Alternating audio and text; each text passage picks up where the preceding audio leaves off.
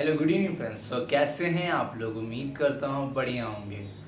तो फ्रेंड्स, आज की इस वीडियो में हम डिस्कस करने वाले हैं doubts related to this profile creation और रजिस्ट्रेशन एमपी काउंसलिंग के लिए। ठीक है, तो आप में से कुछ बच्चों के जनरल डाउट्स बार बार आ रहे थे टेलीग्राम पे, इंस्टा पे और यूट्यूब के कमेंट्स में। तो इस वीडियो में मैं आपके बेसिक डाउट क्लियर करने वाला हूँ।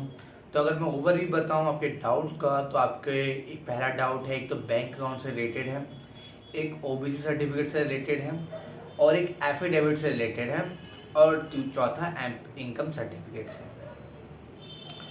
तो अगर सबसे पहला जो हम डाउट रखें तो उस डाउट को हम रखते हैं एफिडेविट, है ना। तो एफिडेविट कौन सा, मैंने इसकी जो वाला एफिडेविट जिसमें कि आपको ये बताना है कि आपके पास एपी डोमिसाइल है और किसी दूसरे स्टेट का डोमिसाइल नहीं है। ओके, तो बेसिकली मैं आपको अपना डॉक्यूमेंट दिखाना चाहूँगा। बेसिकली देखो, सबसे पहले तो ये सारे डॉक्यूमेंट्स होते हैं जो कि आपको पूरी एमपी काउंसिल में रिक्वायर्ड होते हैं। अभी आपके लिए कोई चिंता की बात नहीं हो, तो आपने केवल प्रोफाइल क्रिएट करिए। अभी आपको एक साइड डॉक्यूमेंट बनाने होंगे, उसकी 3 कॉपी करवानी होंगी। ओके, तो वो हम उसका वीडियो हम बाद में बनाएंगे। अभी अगर मैं आपको दिखाऊँ तो देखिए, ये होता है शपथ पत्र। हाँ, बेसिकली ये शपथ पत्र। इसमें ओके, तो मैं रुकना।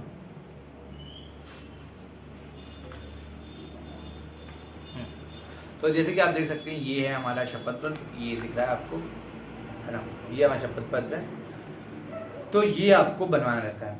तो इसमें कुछ बच्चों का डाउट था कि क्या सर जी, अगर हमने 50 रुपीज़ से बनाया तो चल जाएगा या 10 रुपीज़ से बनाया तो चल जाएगा।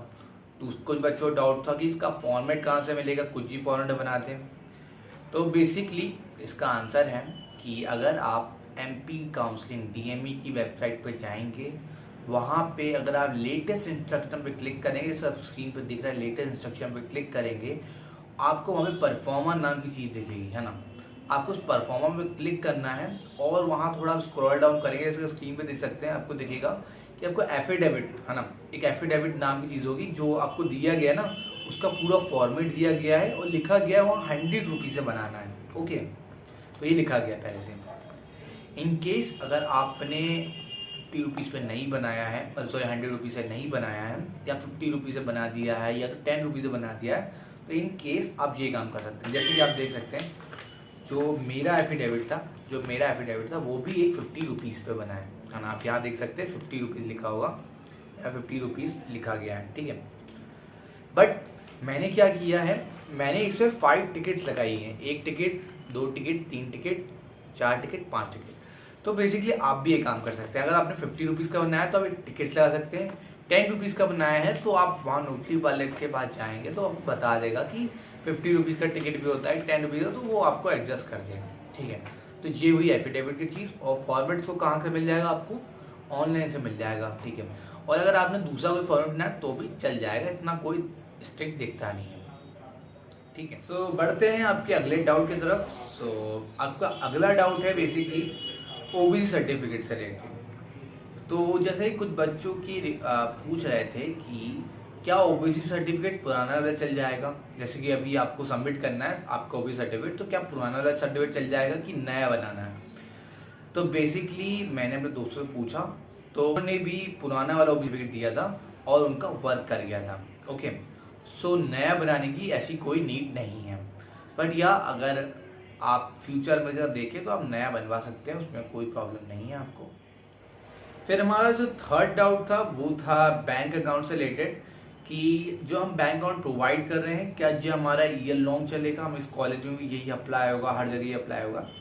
तो ऐसा नहीं है, ये बस आपकी एमपी काउंसलिंग के लिए है, क्योंकि अभी आप एमपी काउंसलिंग में पैसे वैसे सबमिट करेंगे और इन केस अगर आपको फर्स्ट राउंड में सीट नहीं मिलती है, सेकेंड राउंड में नहीं मिलती है, तो आपकी पूरी जो जितनी हमें दिया गया अमाउंट वो आपका रिटर्न, बेसिकली आपको ये बैंक अकाउंट डालना पड़ रहा है ना। कुछ भी अगर पैसे फंड आ रहे हैं वो आपके इस अकाउंट में डाले आ जाए। ओके, सो फ्रेंड्स, अभी तक मुझसे ये जो 6 सारे डाउट थे ये अभी तक पूछे गए हैं।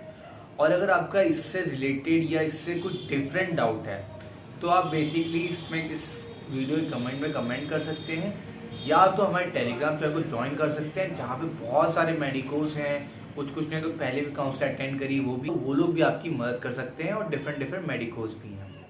ओके, तो ये, और एट लास्ट में आपको टिप बताने वाला हूँ कि जो ये प्रोफाइल क्रिएशन है और जो पूरा जो ऑनलाइन का वर्क है, ऑनलाइन डॉक्यूमेंट है, ये कुछ इतना स्ट्रिक्ट नहीं है, ठीक है। मीन्स अगर आप यहाँ पे थोड़ा ऊपर नीचे भी कर देते हैं या कोई डॉक्यूमेंट गलत सबमिट कर देते हैं तो वो भी एक्सेप्ट कर लेगा। मीन्स अगर मैं अपना केस बताऊँ तो मैंने यहाँ पे जो एफिडेविट था 50 रुपीज़ का सबमिट किया था, एज मुझे इतना पता नहीं था, मैंने 50 रुपीज़ का सबमिट कर दिया था। उसके बाद मुझे पता चला कि इसको 100 रुपीज़ सबमिट करना था। ओके, बट कोई प्रॉब्लम नहीं है, काउंसलिंग में गया, फिर जब काउंसलिंग पता था कि 100 रुपीज़ से करना है तो 100 रुपीज़ कन्वर्ट किया, है ना, 5 टिकट्स। एंड बात करें डोमिसाइल की, तो जैसे कि मैंने सबसे पहले अपने फादर का डोमिसाइल दिया था, क्योंकि मेरा तब तक बना नहीं था अपना खुद का।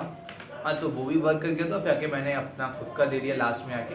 तो ऐसा कुछ इतना strict hard and fast rule नहीं है इनका, है ना। आपका ऐसा नहीं है कि आपकी काउंसलिंग रुक जाएगी, ओके।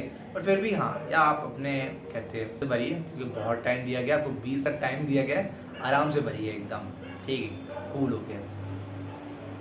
फिर लास्ट और इस चैनल पे ऐसे ही बने रहें, और भी अपडेट्स के लिए मैं और भी वीडियो लूँगा, जब आप ऑफलाइन काउंसिल जाएंगे वहाँ डॉक्यूमेंट रिक्वायर्ड और एवरीथिंग मैं आपको बताता रहूँगा। Thanks for watching and all the best for your upcoming journey.